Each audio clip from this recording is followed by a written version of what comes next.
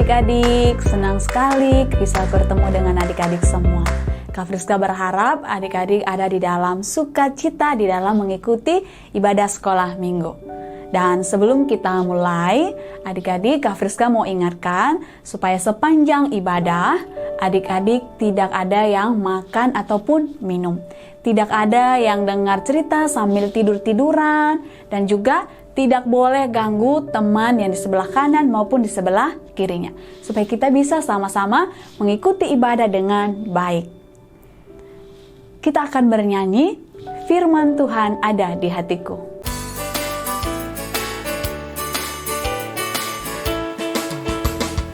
Firman Tuhan ada di hatiku, ada di langkahku, ada di hidupku, dan terus bertumbuh sirami jiwaku.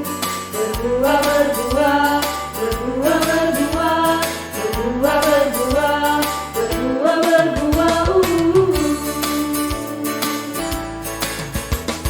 Firman Tuhan ada di hatiku, ada di langkahku, ada di hidupku, dan terus bertumbuh sirami jiwaku. Berbuah, berbuah, berbuah, berbuah, berbuah, berbuah, berbuah, berbuah.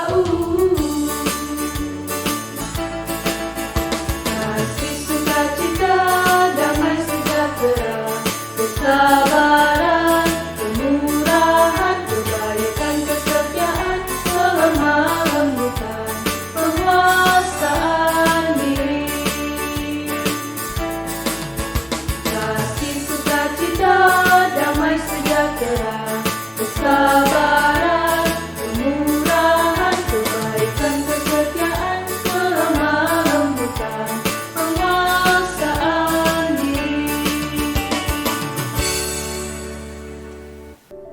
Sebelum kita mendengar firman Tuhan, sebelumnya kita berdoa terlebih dahulu. Mari kita berdoa. Bapa yang ada di surga, terima kasih sampai saat ini kami boleh ada sampai saat ini dalam sehat-sehat, dan saat ini kami akan bersama-sama mendengarkan firman Tuhan. Biarlah Tuhan menolong setiap kami anak-anak-Mu untuk kami boleh bersama-sama mendengarkan firman Tuhan dengan baik. Terima kasih Tuhan Yesus, di dalam nama Tuhan Yesus Kristus kami berdoa. Amin.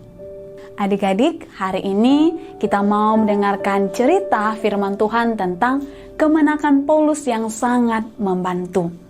Yang terambil dari Kisah Rasul 23 ayatnya yang ke-11 sampai 25.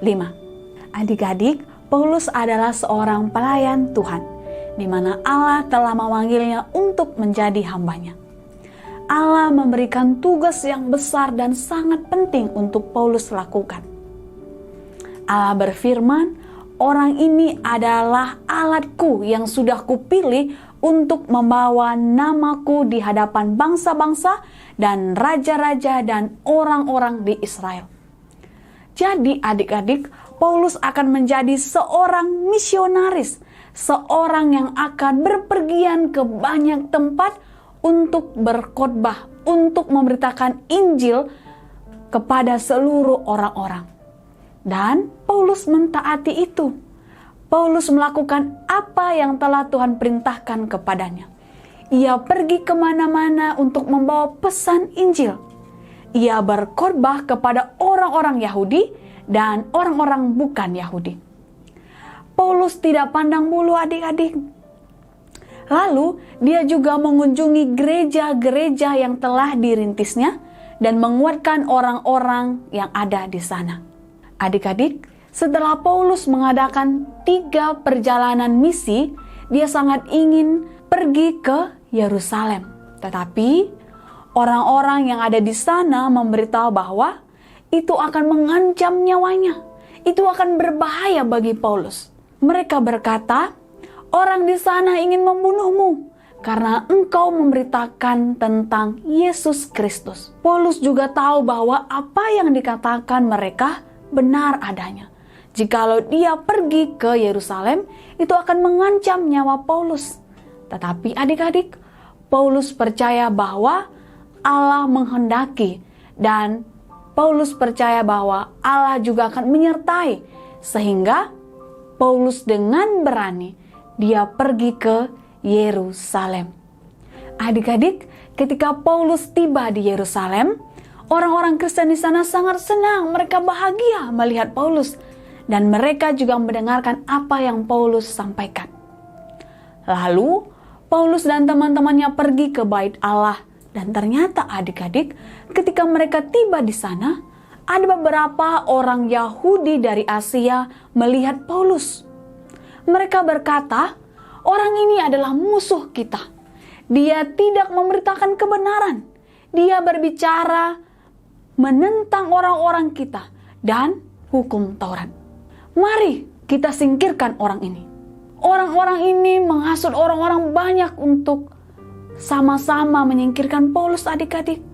Sehingga orang-orang yang ada di sana juga ikut marah kepada Paulus. Mereka menangkapnya, menyeretnya keluar dari Bait Allah dan mulai memukulnya. Orang-orang yang ada di sana tidak tahu bahwa yang Paulus sampaikan itu adalah kebenaran. Bahwa yang Paulus sampaikan itu adalah firman Tuhan. Yang salah justru adalah musuh-musuh Paulus. Adik-adik tahu apa yang terjadi? Ketika kepala pasukan dan prajurit-prajurit datang, kerumunan yang marah itu melihat mereka dan berhenti memukuli Paulus. Para prajurit tidak tahu apa yang terjadi, tetapi mereka tahu bahwa mereka harus menenangkan keadaan sebelum Paulus terbunuh oleh para massa. Adik-adik, akhirnya mereka menangkap Paulus dan membawanya ke penjara yang ada dekat situ. Karena mereka harus menyelamatkan Paulus dari amukan massa. Dan keesokan harinya, Paulus dibawa untuk menghadap kepada mahkamah agama, yaitu pengadilan tertinggi para pemimpin Yahudi. Paulus berbicara kepada mereka, para anggota mahkamah agama menjadi sangat marah terhadap apa yang ia sampaikan. Sehingga kepala pasukan Roma itu takut Paulus akan dikoyak-koyak oleh mereka. Akhirnya, dia membawa Paulus kembali ke penjara. Adik-adik, ketika Paulus ada di penjara, Tuhan datang dan berbicara kepadanya. Kuatkanlah hatimu. Itulah yang Tuhan katakan kepada Paulus supaya Paulus tetap dengan berani, dengan tegas untuk tetap percaya kepada janji-janji Tuhan.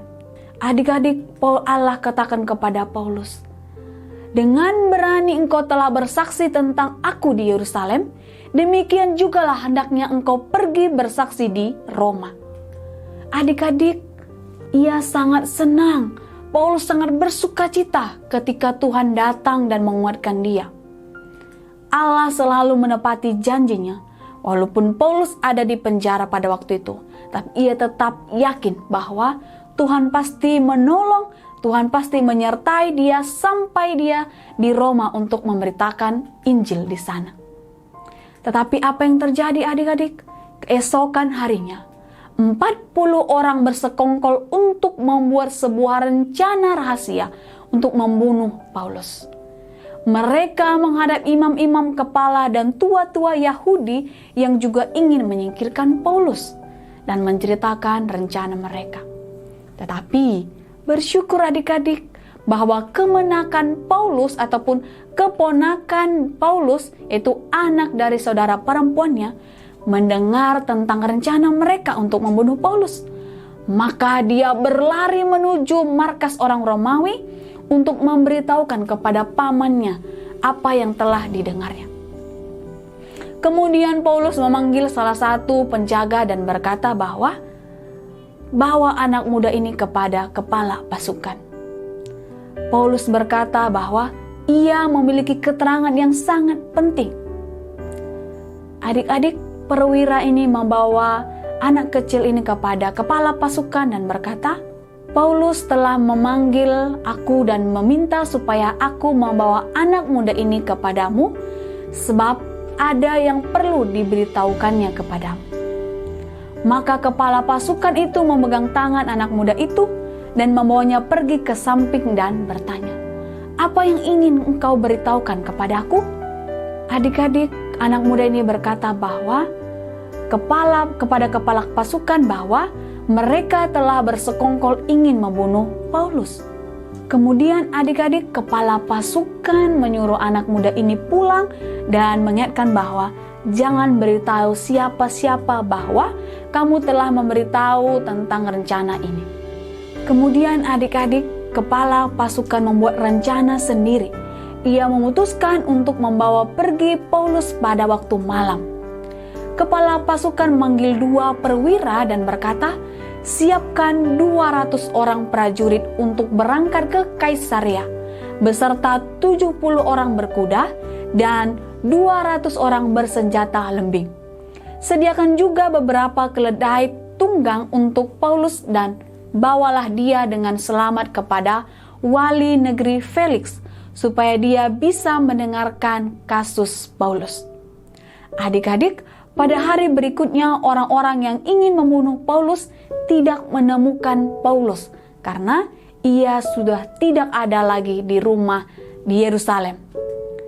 Adik-adik, ingat bahwa rencana Allah untuk hambanya adalah supaya Paulus bisa memberitakan Injil kepada pemimpin-pemimpin pada zamannya, membawa pesan Injil di sepanjang perjalanan di Yerusalem.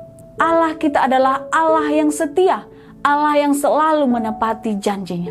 Dan sudah tentu bahwa Paulus dengan selamat dan bisa memberitakan Injil di Roma. Adik-adik, Allah telah memakai seorang anak muda, yaitu kemenakan Paulus, untuk melindungi Paulus dari musuh-musuhnya dan memberi semangat kepada Paulus di dalam pelayanannya. Dan Allah juga memakai kepala pasukan Romawi yang berotoritas atas ratusan prajurit untuk melindungi Paulus di Yerusalem, dan bahkan ketika dalam perjalanan untuk bertemu dengan wali negeri Felix di Kaisarea. Adik-adik, Allah memberi kita para pekerja yang setia, yang selama ini memberitakan firman Tuhan kepada kita anak-anak. Baik itu hamba Tuhan, baik itu guru-guru sekolah minggu, atau siapa saja, mereka adalah orang-orang yang Tuhan pakai untuk memberitakan firman Tuhan. Adik-adik, seperti kemenakan Paulus yang telah sangat membantu Paulus. Paulus adalah orang hebat, tetapi dia butuh orang lain untuk membantu di dalam pelayanan. Begitu juga dengan setiap kita adik-adik, baik itu di dalam guru sekolah minggu, baik itu menolong guru di sekolah, ataupun juga menolong orang tua kita. Walaupun kita masih kecil adik-adik, tetapi bisa kita lakukan melalui hal-hal yang kecil, yaitu tidak ribut ketika sekolah minggu, ataupun melakukan apa yang orang tua kita suruh, ataupun juga mendoakan mereka. Banyak hal yang bisa kita lakukan walaupun kita masih kecil. Oleh sebab itu adik-adik, mari kita belajar dari kemenakan Paulus, memiliki hati untuk membantu mereka yang Tuhan pakai untuk melayani, untuk memberitakan firman Tuhan. Demikianlah firman Tuhan kita pada hari ini, dan kita akan masuk di dalam ayat hafalan yang terambil dari Efesus 2 ayatnya yang ke-10. Efesus 2 ayatnya yang ke-10. Karena kita ini buatan Allah, diciptakan dalam Kristus Yesus untuk melakukan pekerjaan baik yang dipersiapkan Allah sebelumnya. Ia mau supaya kita hidup di dalamnya. Kak Friska ulang sekali lagi ya. Karena kita ini buatan Allah, diciptakan dalam Kristus Yesus untuk melakukan pekerjaan baik yang dipersiapkan Allah sebelumnya. Ia mau supaya kita hidup di dalamnya. Adik-adik, kita akan masuk di dalam aktivitas hari ini. Untuk kelas kecil, membuat garis dari setiap pertanyaan ke jawaban yang tepat, dan untuk kelas besar, membuat pengingat saku. Sebelum kita berdoa, kita akan bernyanyi, "Tanganku Kerja Buat Tuhan."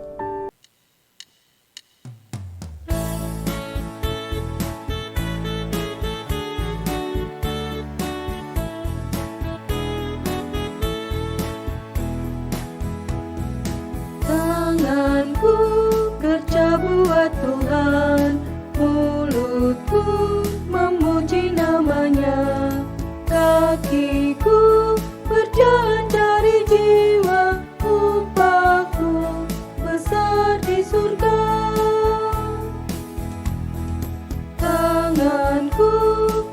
buat Tuhan, mulutku memuji namanya. Kakiku berjalan cari jiwa, upahku besar di surga.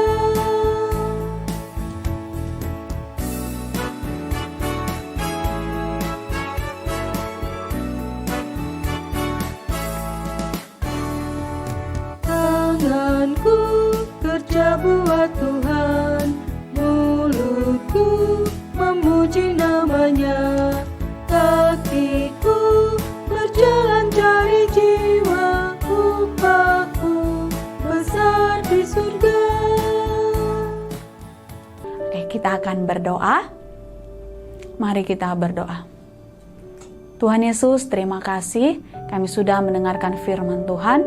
Biarlah Tuhan yang senantiasa menolong kami anak-anak-Mu untuk boleh menjadi anak-anak Tuhan yang memiliki hati, membantu, menolong orang-orang di sekitar kami. Terlebih khusus Tuhan membantu, mendoakan mereka yang Tuhan pakai untuk memberitakan firman Tuhan. Biarlah walaupun kami masih kecil, tetapi kami boleh senantiasa menjadi saluran berkat. Terima kasih Tuhan, Tuhan yang senantiasa jaga kami, Tuhan yang senantiasa lindungi kami, sehingga kami boleh tetap aman dan terhindar dari virus corona. Terpuji nama-Mu Tuhan, di dalam nama Tuhan Yesus Kristus, Tuhan dan Juru Selamat kami. Kami sudah berdoa. Amin. Adik-adik harus tetap jaga kesehatan dan juga tetap setia mengikuti ibadah sekolah minggu online Gemit Agape Kupang. Tuhan Yesus memberkati. Dadah.